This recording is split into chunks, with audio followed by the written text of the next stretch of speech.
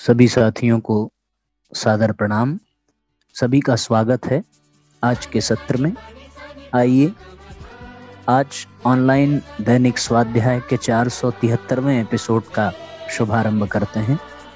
साथियों, आज का यह कार्यक्रम जूम पर लाइव नहीं होगा, सिर्फ और सिर्फ यूट्यूब पर ही उसको प्रसारित किया जा रहा है।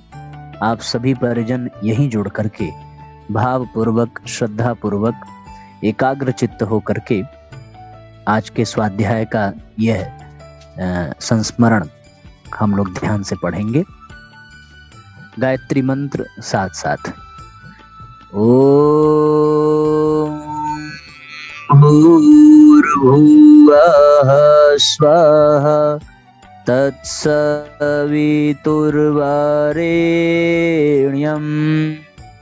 भर्गो देवस्य धीमहि धियो यो नः प्रचोदयात्।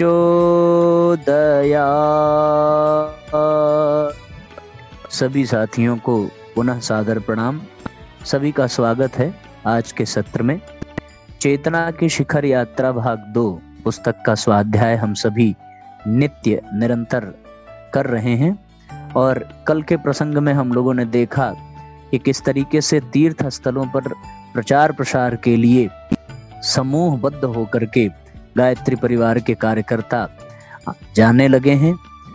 और पुष्कर में स्वयं आचार्य श्री कुछ विशेष कार्यकर्ताओं के साथ पहुंचे हैं। वहां उन्होंने जो सरोवर है वहां पर ध्यान भी किया और फिर मंदिर के प्रांगण में आकर के ब्रह्मा जी का दर्शन किया। ब्रह्मा जी के एक ओर सावित्री और दूसरी ओर गायत्री का उन्होंने दर्शन किया। उसी क्षण एक विक्षिप्त महिला चिल्लाती हुई आक्रामक अवस्था में आचार्य श्री की ओर बढ़ने लगी। लोगों ने उसे रोका। मंदिर के व्यवस्था तंत्र ने उसे आकर के संभाला। साथ साथ यह भी कहा कि ये किसी को परेशान भी नहीं करती, ये पागल भी नहीं है, कभी कभार इसे दौरा पड़ता है। उस क्रम के आगे अब हम लोग चलेंगे।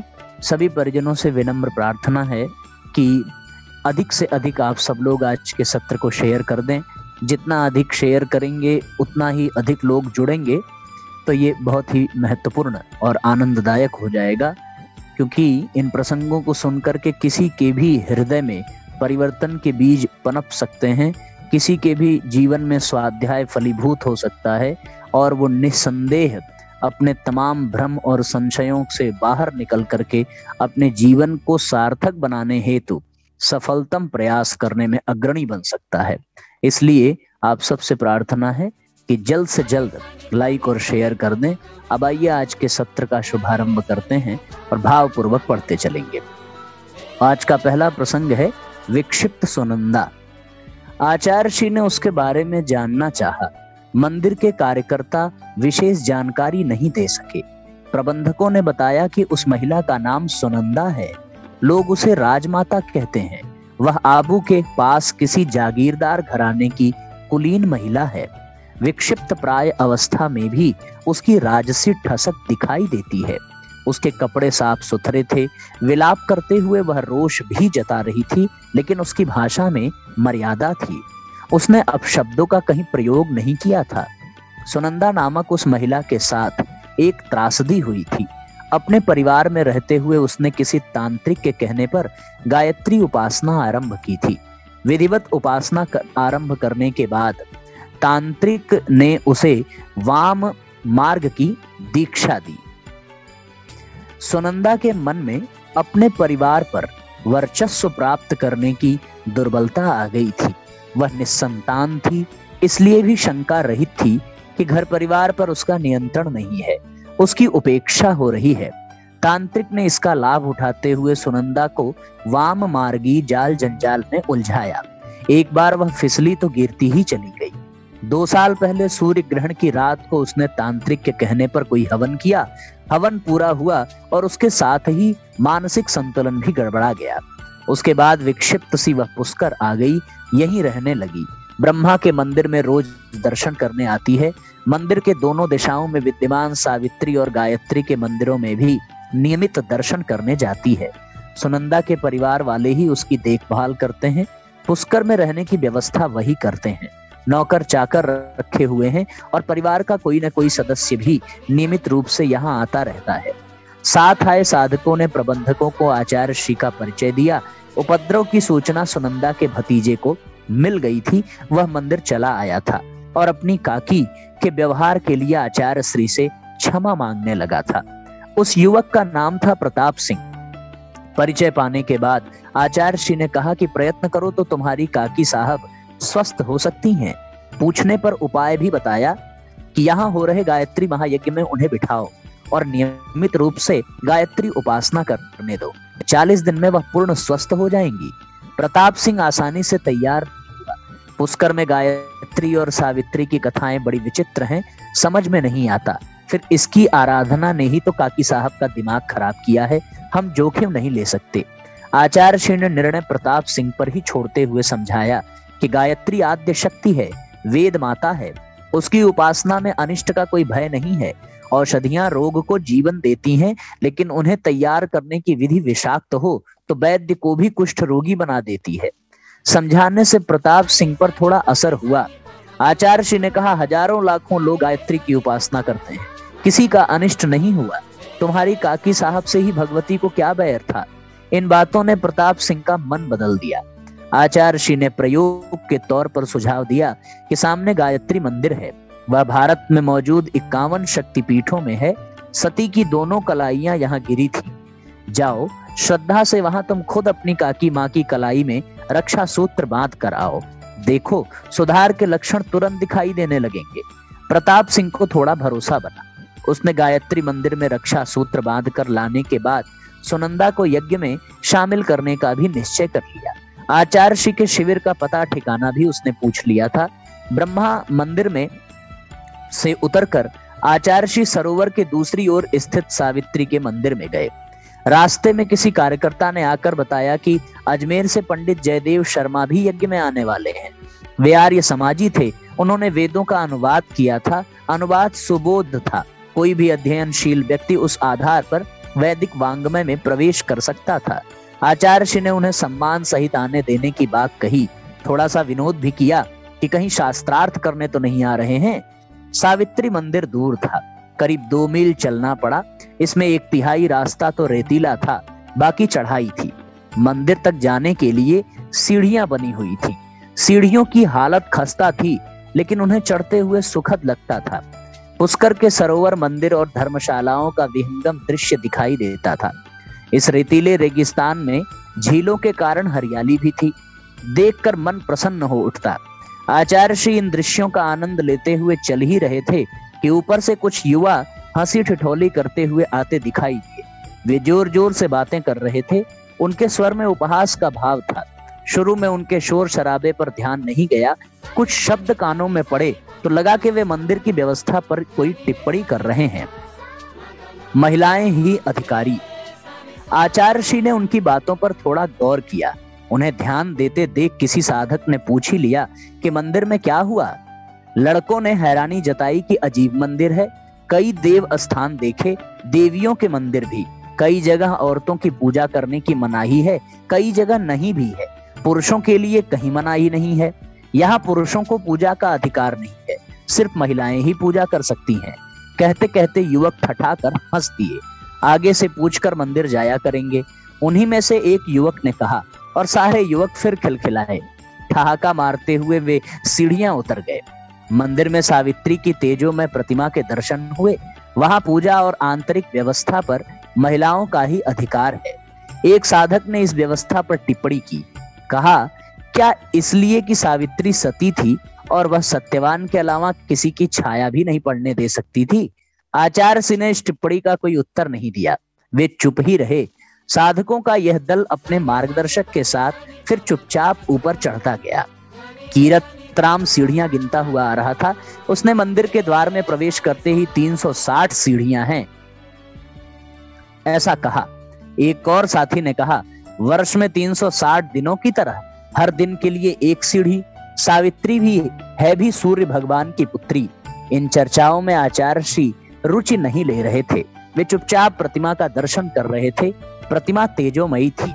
कुछ क्षण गौर से देखने के बाद उन्हें लगा कि प्रतिमा का पूजा विधान संभवतः लुप्त हो गया है। लुप्त नहीं हुआ है तो भी किंचित क्षेपक आ गए हैं। वे प्रतिमा के सामने कुछ देर ध्यानस्थ होकर बैठे। साथ आए साधक भी आसन लगाकर जप करने लगे। इस बीच कुछ महिलाएं मंदिर में आई और पूजा कर चली गईं। आचार्य श्री वाराह घाट के पास वेरी वालों के धर्मशाला में ठहरे थे।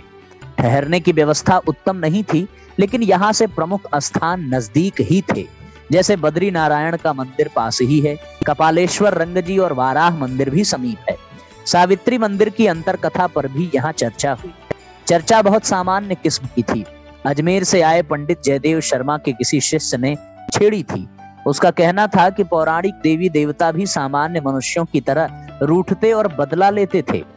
कथा है कि ब्रह्मा ने यज्ञ का निश्चय किया, तैयारियां हो गईं, वे यज्ञशाला में आकर बैठ गए और उनकी पत्नी सावित्री सजने धजने में ही लगी रही। ब्रह्मा ने बार बार सूचना भेजी, उनका श्रृंगार पूरा नहीं हो रहा था। देर होने लगी तो ब्रह्मा ने एक ग्वाले की लड़की गायत्री को अर्धांगिनी के स्थान पर बिठाया और यज्ञ आरंभ कर दिया। इसी बीच सावित्री भी आ गई। उन्होंने अपने स्थान पर गायत्री को बैठे देखा तो रुष्ट होकर सामने वाली पहाड़ी पर चली गई। वहां उन्होंने दूसरा यज्ञ किया। कहते कहते पंडित जी के साथ आए आर्य समाजी विद्वान हंस दिए। कहने लगे, बताओ यह भी कोई धर्म प्रसंग है? पंडित जयदेव शर्मा ने उन विद्वानों को चुप कराया। कहा कि हम आचार्य श्री से मिलने आए, उनके अतिथि कहाँ हैं? किन्हीं प्रतीकों का उपहास नहीं उड़ाएं तो अच्छा है। उनके अतिथि हैं, किन्हीं प्रतीकों का उपहास नहीं उड़ाएं तो अच्छा है। आचार्य श्री ने इस उपहास पर ध्यान नहीं दिया। बाद में उन्होंने सम्मेलन के समय पौराणिक संदर्भ का उल्लेख अवश्य किया। कहा कि इन प्रतीकों में आध्यात्मिक अर्थ निहित है।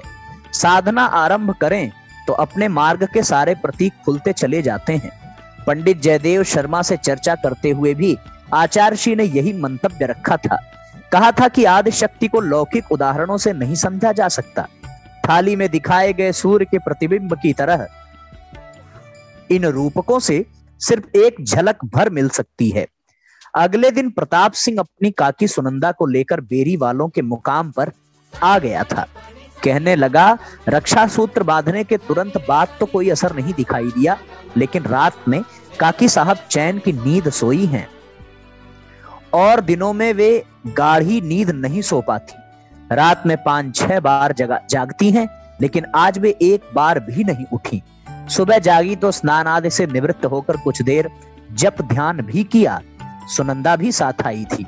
उसने आचार्य श्री को प्रणाम किया। कुछ देर सामान्य रही, फिर अनर्गल बातें करने लगी।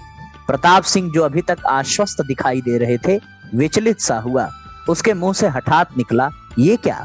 आचार्य श्री ने कहा, परेशान होने की जरूरत नहीं है। रात में आई गाढ़ी नींद अच्छा संकेत है। तुम लोग यज्ञ में आने की तैयारी करो। काकी माँ को जरूर बिठाना। गायत्री माता उन्हें अपनी शरण में ले लिया है। सारनाथ से संवाद। जिन 4 और स्थानों पर आचार्य श्री गए थे, उनमें चित्रकूट, सारनाथ, द्वारिका और कुरुक्षेत्र थे। चित्रकूट में मध्य प्रदेश, महाराष्ट्र और दक्षिण पूर्वी उत्तर प्रदेश के कार्यकर्ता आए। सारनाथ में उत्तर प्रदेश, बिहार और पश्चिम बंगाल के, द्वारिका में गुजरात के और कुरुक्षेत्र में पंजाब, दिल्ली तथा पश्चिमी उत्तर प्रदेश के कार्यकर्ता सम्मिलित हुए। संख्या की दृष्टि से लोगों की संख्या कहीं भी बहुत ज्यादा नहीं थी। 200 से 700-800 तक लोग हुआ करते थे। इन्हें समारोह के बजाय सम्मेलन ही कहा गया था। सम्मेलन यानी जहां समान विचार और उद्देश्य के लोग मिल बैठकर किसी विषय पर चर्चा विमर्श करते हैं। वाराणसी में अपने विश्वासों और परंपराओं के प्रति जबरदस्त आग्रह है। एक हद तक उस आग्रह को कट्टरपंथी भी कहा जा सकता है, लेकिन सारनाथ में वैसी बात नहीं है। वहां के वातावरण में खुलापन था। आज भी है। अब वहां बौद्ध धर्म की प्रचार और शिक्षण परक गतिविधियां जोर शोर से चल रही हैं। उस समय भी करुणा, विवेक और संगठन की प्रवृत्तियां मुखर थीं। वहां के वातावरण में बुद्धि, विवेक, धर्मनिष्ठा और सामंजस्य की तरह ही होंगी कि सम्मेलन में करीब 100 लोग आए।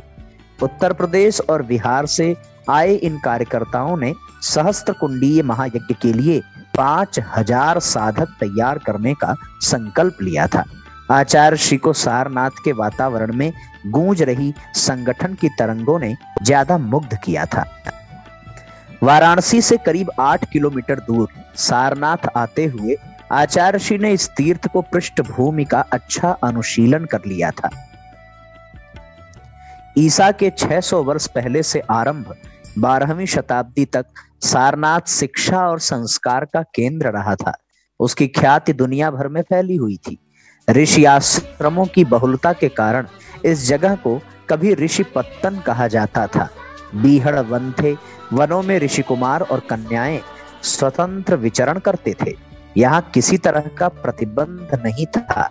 इन वनों में सिंहों की बहुलता थी, लेकिन मृग उनसे भी ज्यादा थे। मृगों के कारण ही यह स्थान विख्यात हुआ था। उन्हीं का एक नाम सारंग भी है। कहते हैं इसीलिए तीर्थ का नाम सारंगनाथ और बाद में सारनाथ पड़ा। बस से उतरते ही आचार्य श्री चौखंडी स्तूप गए। छोटे से पहाड़ी टीले पर ईंटों से बने स्तूप की स्थिति अच्छी नहीं थी। वह जगह जगह से उखड़ रहा था। आचार्य श्री जब स्तूप के पास गए तो राह चलते लोगों की टिप्पणियां सुनाई दी। ये टिप्पणियां भगवान बुद्ध और उनके प्रवर्तित धर्म के संबंध में थी। आचार्य श्री को ये टिप्पणियां अच्छी नहीं लगी, लेकिन उन्होंने किसी का प्रतिकार नहीं किया। कहते हैं कि जिस जगह चौखंडी स्तूप बना है उसी जगह के पास पुराने शिष्यों ने बुद्ध की अभ्यर्थना की थी। ये शिष्य बुद्ध की साथ छोड़कर चले गए थे और बाद में सारनाथ में आकर मिल गए थे और उनके संरक्षण सानिध्य में रहने का निश्चय किया था। टिप्पणी करने वाला कोई सन्यासी ही था। आचार्य श्री स्वयं कोई प्रतिक्रिया नहीं करते, लेकिन सन्यासी ने उन्हें ही लक्ष्य करके कहा था। उसने कहा था कि इन जैसे लोगों ने यज्ञ का वितंडावाद खड़ा कर दिया था।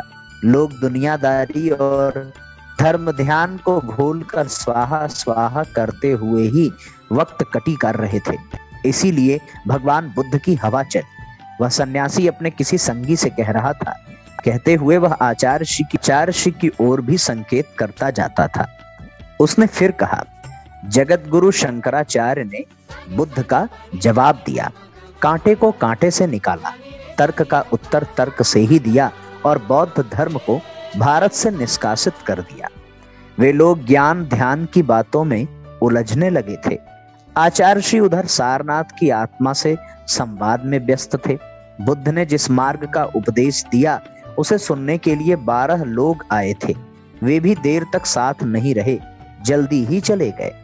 उनके मार्ग पर चलने वाले एक बार फिर जुटने लगे और संख्या 60 के आसपास तक पहुंची। ये शिष्य पहली बार सारनाथ में एकत्रित हुए थे। यही संघ का गठन हुआ और बुद्ध के शिष्य देश देशांतर में धर्म का प्रचार करने के लिए निकले। स्तूप का अवलोकन कर ही रहे थे कि परिसर में एक भिक्षु ने प्रवेश किया। उसने धोती कुर्ता पहने तपह काय तरुण को देखा तो न जाने क्या सोचकर नमस्कार कर उठा। भिक्षु कहने लगा, आपको कहीं देखा है? आचार्य श्री ने उत्तर दिया, शायद, और क्षमा करें, याद नहीं आ रहा है। कहते हुए भिक्षु का परिचय पूछा। भिक्षु महाबोधि सोसाइटी का सदस्य था। सोसाइटी यहाँ बौद्ध विहारों के जीर्णोद्धार और रखरखाव का काम देख रही थी। भिक्षु का नाम संघसेन था। वह मूल बंध कोढ़ी बिहार से आया था। सोसाइटी ने करीब 25 साल पहले इस बिहार की सुध ली थी और उसे खंडहर में से निकालकर रमणीय बना दिया था। संघसेन को भी आचार्य श्री की धुंधली सी याद थी। थोड़ा कुरेदने पर ध्यान आ गया कि उन्हें वाराणसी में देखा था। वहीं किसी संस्कार आयोजन में मुलाकात हुई थी। दोनों भेंट को याद करने और आगामी योजनाओं के बारे में जानने पूछने लगे। दोनों बातचीत कर रहे थे कि टीका टिप्पणी करने वाले सन्यासी फिर इधर आ निकले। आचार्षि और संघसेन को चर्चा करते देख उनमें से वाचाल देख रहे सन्यासी ने फिर कटाक्ष किया, अरे इस ढोंगी ने अपने विरोधी को भी पटा लिया। संघसेन को यह अच्छा नहीं लगा। वह समझ गया कि बाबा लोग आचार्षि को देर से परेशान कर रहे हैं। उसने सन्यासी को चुनौती दी, पूछा कि किसे ढोंगी कह रहे हो। सन्यासी ने इस चुनौती का तल्ख उत्तर दिया और दोनों के लिए अपशब्दों का प्रयोग करने लगा। संघसेन से भी यह बर्दाश्त नहीं हुआ और बढ़ गई। दोनों गुत्थम गुत्था हो गए। संघसेन भारी पड़ता था। उसने सन्यासी की जमकर धुनाई कर दी। मार खाते खाते वह बेदम होकर गिर गया।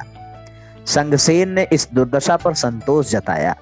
आचार्षि ने कुछ नहीं कहा। संघसेन ने उनसे मूलगंध चलने के लिए कहा तो वे बोले, पहले इस बाबा को अस्पताल तो भिजवा दें, यहाँ पता नहीं कब तक पड़ा रहेगा। सुनकर चकित रह गया संघसेन।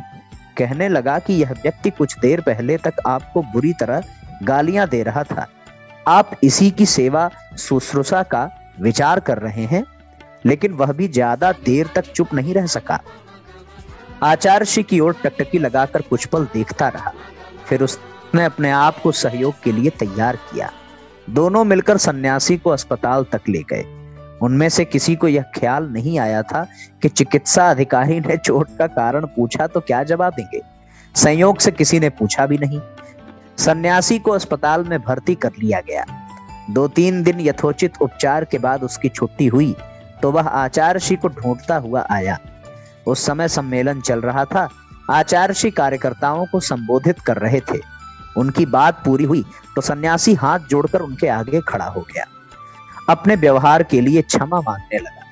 उसने आचार्य श्री और संघसेन की उदारता के बारे में पता चल गया था। संघसेन भी वहां मौजूद था। वास्तव में संतों के भीतर ऐसा ही गुण होता है साथियों। वह किसी को कष्ट में पड़ा हुआ छोड़ नहीं सकते। बुद्ध करुणा के अवतार थे और यहाँ पर आचार्य श्री की भी करुणा हम सबको देखने को मिली। आइए अगले प्रसंग की ओर चलते हैं।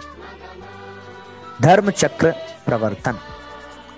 सम्मेलन में संघसेन ने एक रूपक का उल्लेख किया। उसका निरूपण यह था कि मथुरा में हो रहा सहस्त्र कुंडीय महायज्ञ धर्म चक्र प्रवर्तन जैसी प्रक्रिया है। सारनाथ में धर्मराजिक नामक एक स्तूप है। इसे सम्राट अशोक ने बनवाया था। कालांतर में इतिहास की धूल इस पर जमा हो गई और लोग इसे भुलाने लगे। अब महाबोधि सोसाइटी ने इसकी सुध ली है, उसे संवारना शुरू किया। संघसेन ने कहा कि मथुरा का सहस्त्र कुंडीय महायज्ञ धर्म चक्र प्रवर्तन के स्तर का ही आयोजन है। उसमें कितने लोग इकट्ठे होते हैं यह ज्यादा महत्व की बात नहीं है।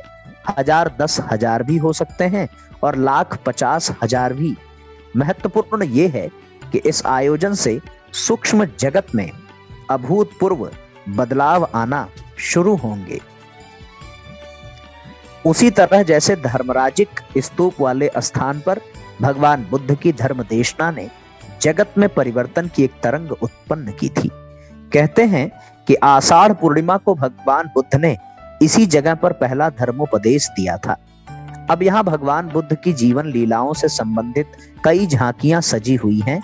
जापानी कलाकारों ने सारनाथ के विहारों में बुद्ध के जीवन प्रसंगों को आकर्षक और सजीव रूप में उत्कीर्ण किया है। चीना मंदिर, धार्मिक स्तूप और अन्य स्थान भी बुद्ध के जीवन प्रसंगों से भरे पड़े हैं। संघसेन ने कहा कि हम लोग भगवान बुद्ध को किसी नए धर्म का प्रवर्तक नहीं मानते। उनके उपदेशों में सनातन धर्म की व्याख्या ही मिलती है। उनके उपदेश पदों में जगह जगह एस धम्मो सनातनो, यह सनातन धर्म है की घोषणा है। इसलिए जो लोग बौद्ध धर्म को अलग देखते हैं वे गलती करते हैं। प्राचीन धर्म में कषाय कलमस आ जाने से भगवान को उसका परिष्कार करना पड़ा और धर्म चक्र प्रवर्तित हुआ। अगले वर्ष दीपावली बाद हो रहे महायज्ञ को भी ऐसे ही प्रवर्तन के रूप में देखा जाएगा। सम्मेलन संपन्न होने के बाद आचार्य श्री मथुरा लौटे तो पता चला कि आबू से आए प्रताप सिंह अपनी काकी मां सुनंदा और परिजनों के साथ तपोभूमि में ठहरे हुए हैं। आचार्य श्री के लौटने की प्रतीक्षा कर रहे थे। अगली सुबह आचार्य श्री तपोभूमि गए तो सुनंदा के व्यवहार को देखकर कोई कल्पना नहीं कर सकता था कि यह कुछ सप्ताह पहले पुष्कर में उपद्रव उत्पात मचाती रही हो। सुनंदा और प्रताप सिंह गदगद होकर धन्यवाद जता रहे थे। सुनंदा ने तो यहाँ तक कहा कि वह शेष जीवन भगवत सेवा में ही व्यतीत करना चाहती है। आचार्य श्री ने उसे अपने क्षेत्र में ही भगवान का काम करते रहने के लिए कहा। गुरु सत्ता की असीम कृपा है मानवता पर। गुरुदेव ने अपने तप की शक्ति से ही सुनंदा को ठीक किया होगा, ऐसा भाव है। आइए साथियों, फिर आज के सत्र को यहीं पर विराम देते हैं। सभी परिजन अधिक से अधिक आज के सत्र को लाइक और शेयर जरूर कर देंगे, जिससे कि लोग अधिक से अधिक जुड़ सकें और लोगों का ध्यान इस ओर आकृष्ट हो। अगला अध्याय महायज्ञ का प्रत्यक्ष और परोक्ष, इस अध्याय को हम लोग कल से पढ़ेंगे। ये बहुत ही रुचिकर अध्याय है, इसमें बहुत आनंद आएगा हम सबको। बहुत आध्यात्मिक और बहुत ही अद्भुत प्रसंग इसमें सुनने को मिलेंगे इस अध्याय में। तो आइए इस क्रम को यहीं पर विराम देते हैं। गायत्री मंत्र साथ साथ। ओम भूर्भुवः स्वः तत्सवितुर्वरेण्यं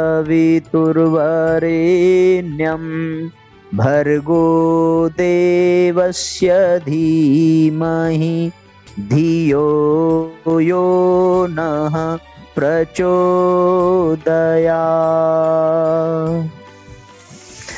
सभी साथियों को सादर प्रणाम, सभी को बहुत बहुत धन्यवाद जुड़ने के लिए। सबको शुभ रात्रि। कल सुबह यज्ञ में फिर से भेंट होगी और फिर शाम का सत्र यथावत रहेगा। सभी परिजनों को सादर प्रणाम, सभी को धन्यवाद। पुनः प्रणाम, शुभ रात्रि।